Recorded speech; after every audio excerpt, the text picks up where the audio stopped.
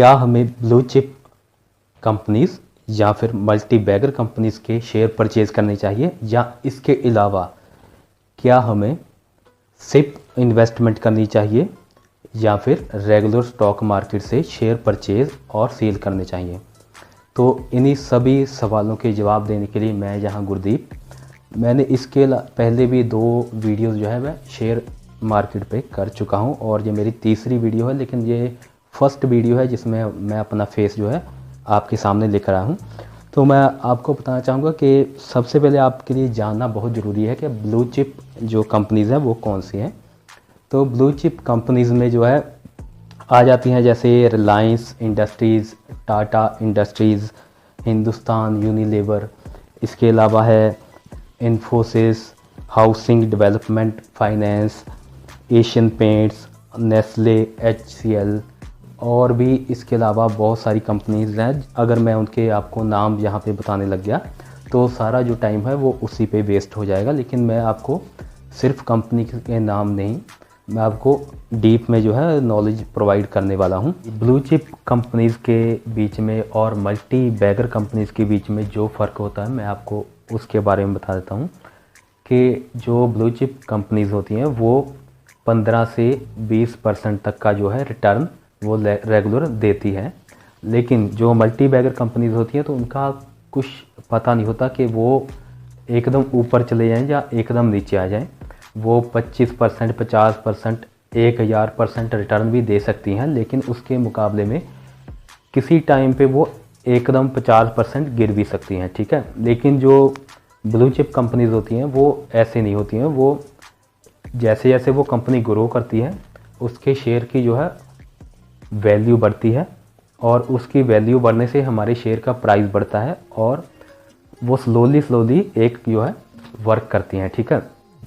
तो वो एक रेगुलर रिटर्न होती है, तो उसमें रिस्क बहुत कम होते हैं, ठीक है।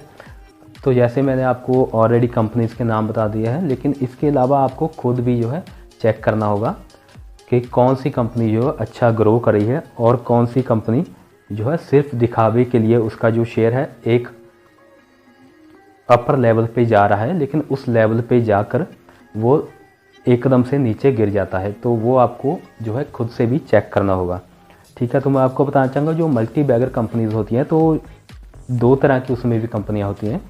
जैसे कि ब्लू चिप कंपनीज़ भी मल्टी बैगर भी हो सकती है, किसी टाइम पे वो एक मल्टी बैगर रिटर्न देती हैं। तो जैसे दोस्तों आपके मन में एक क्वेश्चन ज़रूर उठ रहा होगा कि अगर जो ब्लू चिप कंपनीज़ हैं वो 15 से 20% का मुनाफा देती हैं, लेकिन जो मल्टी बैगर्स हैं वो एकदम से इतना मुनाफा कैसे दे जाते हैं, ठीक है। तो इसके लिए मैं बताना चाहूँगा कि कुछ जो कंपनीज़ होती हैं मल्टी बैगर्स वो नाम की ही कंपनीज़ होती हैं, वो सिर्फ डॉक्यूमेंट्स में ही शो करा जाता है कि वो एक कंपनी है, वहाँ पे कई बार एम्प्लॉयज़ भी नहीं होते हैं, ठीक है। इसके अलावा उनकी जो है फैक्ट्री भी फेक होती है और फेक जो है उन्होंने बैलेंस शीट बनाई होती है, ठीक है।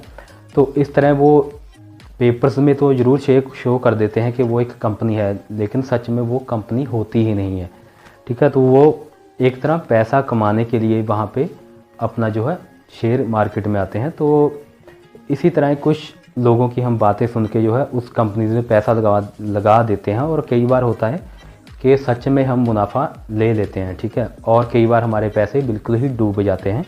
वो हमारे लक पे डिपेंड करता है। लेकिन इसीलिए अगर आपको सिप करनी है तो मैं आपको यही सजेशन दूंगा कि आप निफ्टी 50 से कोई अच्छी कंपनी लेकर या फिर आप सेंसेक्स से कोई अच्छी कंपनी उठाकर उस पर अपना इन्वेस्टमेंट कर सकते हैं, तो आपके लिए अच्छा रहेगा। लेकिन अगर आप 1 साल तक इन्वेस्टमेंट करते हैं, मतलब आप बहुत सारा पैसा इकट्ठा करके तो 1 साल बाद उसको आप लगाना चाहते हैं शेयर मार्केट में, तो मैं आपको सजेस्ट करूंगा कि फिर आप सिप में मत जाइए। तो आप रेगुलर स्टॉक जो है परचेज़ कर सकते हैं। जब आपको लगे कि आपके स्टॉक जो हैं वो बेनिफिट दे रहे हैं, आपके रिटर्न्स अच्छे आ रहे हैं, तब तक आप जो है उसको होल्ड करके रखिए। और जब आपको लग रहा है कि अभी जो है शेयर प्राइस गिरेगा, जहाँ जो कंपनी है वो थोड़ा गिरावट में है, तो उस समय आप जो है शेयर सेल करके वहाँ से निकल सकते हैं, ठीक है। जी दोस्तों, मैं यहाँ पे बताना चाहूँगा कि शेयर होल्डर्स कितनी तरह के होते हैं। एक होते हैं कॉमन शेयर होल्डर्स और 2 नंबर पे होते हैं प्रेफर्ड शेयर होल्डर्स, ठीक है। तो प्रेफर्ड शेयर होल्डर्स जो होते हैं वो उनके बिना कंपनी का शुरू होना या ग्रो करना थोड़ा मुश्किल होता है, क्योंकि वो बहुत ज़्यादा जो है पैसा इन्वेस्ट करते हैं कंपनी पे, ठीक है। और दूसरे नंबर पे जो आते हैं कॉमन शेयर होल्डर्स, वो किसी भी समय जो है कंपनी के शेयर्स परचेज़ करते हैं और प्रॉफिट कमा के उसको सेल करके वहाँ से निकल जाते हैं, ठीक है। लेकिन जो प्रेफर्ड शेयर होल्डर होते हैं वो ऐसा नहीं करते हैं। तो उनके लिए कंपनी हर साल जो है डिविडेंड भी प्रोवाइड करती हैं जब कंपनी प्रॉफिट में होती हैं, लेकिन उनको तो वो डिविडेंड प्रोवाइड करती ही है, लेकिन जो कॉमन शेयर होल्डर्स होते हैं तो उनको वो प्रोवाइड करें या ना करें वो ज़रूरी नहीं है, क्योंकि अगर कंपनी बहुत ज़्यादा प्रॉफिट में है तो वो उनको भी डिविडेंड देगी, और अगर कंपनी थोड़ा लॉस में है तो वो उनको डिविडेंड नहीं प्रोवाइड करती है। तो जी दोस्तों, मैं आपको ये बताना चाहूँगा कि आपको सिर्फ इन्वेस्टमेंट करनी चाहिए या इसके अलावा रेगुलर स्टॉक मार्केट से शेयर परचेज़ और सेल करनी चाहिए। तो इसके लिए मैं आपको एक डिफरेंस ये बताता हूँ कि डिपेंड करता है कि आपके पास कितना पैसा है, ठीक है। अगर आप मंथली सिप पे इन्वेस्ट करना चाहते हैं, मान लीजिए आप 500 या 1000 का इन्वेस्टमेंट करना चाहते हैं, और आपकी जगह पे ही जो दूसरा पर्सन है वो 20 लाख की जो है इन्वेस्टमेंट करना चाहता है, ठीक है। तो ये दोनों पे एक अंतर यही हो जाता है कि जितना आप पैसा लगाओगे तो उसके अकॉर्डिंग ही आपको जो है रिटर्न मिलेगा, ठीक है। तो इसको मैं आपको एक डेफिनेशन से सेट करके बता रहा हूँ। मान लीजिए आपने 1000 मंथली आप सिप जो है वो पे कर रहे हैं एक कंपनी को, ठीक है। तो एक जगह पे एक पर्सन है, उसने डायरेक्ट जो है 20 लाख के जो है शेयर्स परचेज़ करने हैं, तो उसके लिए जो है सिप फ़ायदेमंद नहीं है, क्योंकि आज आपने जो परचेज़ करे हुए शेयर हैं वो अगर 10% तक जो है बढ़ जाता है मान लीजिए, तो आपको उस पर कितना फ़ायदा मिलेगा। 1000 पे आपको अगर 10% बढ़ता है तो 100 रुपये का फ़ायदा मिलेगा, ठीक है। लेकिन जिसका 20 लाख लगा हुआ है तो उसको जो है 2 लाख जो है वो प्रॉफिट मिलेगा, ठीक है। तो ये अंतर आप समझ सकते हैं कि इसको कैसे कैलकुलेट करना है। अगर मान लीजिए जिस कंपनी के शेयर पे आपने पैसा लगाया हुआ है वो कंपनी का जो शेयर है उसका प्राइस जो है 10% अगर नीचे गिर जाता है, तो आपने एक मंथ की जो सिप पे करी थी वो आपने करी थी 1000 रुपया, ठीक है। तो उसका 10% हो जाता है 100 रुपया, तो वो 100 रुपया जो है आपका कम हो जाता है। लेकिन जो रेगुलर शेयर परचेज़ करते हैं, जिसने अपना लॉन्ग टर्म इन्वेस्टमेंट करी हुई है, तो वो अगर उस पे 20 लाख लगाता है, तो अगर उसका जो है शेयर प्राइस गिर जाता है उस कंपनी का, तो उसका नुकसान होता है 2 लाख रुपए, ठीक है। तो यही एक अंतर होता है। तो इसलिए अगर आपके पास अमाउंट बहुत कम है लगाने के लिए तो आप सिप जो है चूज़ कर सकते हैं, आपके लिए एक ऑप्शन है सिप, ठीक है। तो आपके लिए ये सही रहेगा कि आपको अगर थोड़ी इन्वेस्टमेंट करनी है तो ज़्यादा आपको फ़र्क नहीं पड़ेगा, 10% नीचे गिर रहा है या 10% ऊपर गिर रहा है, लेकिन धीरे धीरे वो कंपनी जो है ग्रो करेगी ही अगर आपने जो है ब्लू चिप के शेयर परचेज़ करे हुए हैं, ठीक है। और अगर आप मल्टी बैगर कंपनी के जो शेयर परचेज़ करते हैं तो उसका कोई फ़ायदा होता नहीं है ज़्यादा, ठीक है। वो क्योंकि कुछ समय के लिए इन्वेस्टमेंट करना वहाँ पे ठीक है, जब आपको लगे कि वो 50%, 30% या 40% जो है कंपनी बढ़ रही है तो उस समय अपना शेयर बेच के आप वहाँ से एग्ज़िट कर सकते हैं, ठीक है। लेकिन अगर आपको लॉन्ग टर्म के लिए इन्वेस्टमेंट करनी है, सिप परचेज़ करनी है, तो उसके लिए आपको जो है ब्लू चिप कंपनीज़ के अंडर ही इन्वेस्टमेंट करनी चाहिए। जी दोस्तों, आपके माइंड में एक और क्वेश्चन होगा कि कौन सी कंपनी एक्चुअली ग्रो कर रही है और कौन सी कंपनी जो है वो अच्छा काम नहीं कर रही है, फेक है, और ये सब बातें हमें कहाँ से पता चले। तो इसके लिए मैं आपको एक सिंपल सी बात बताना चाहूँगा कि आपको कुछ फंडामेंटल्स जो है वो चेक करने होते कि कौन सी कंपनी की मार्केट कैपिटलाइजेशन कितनी है, ठीक है।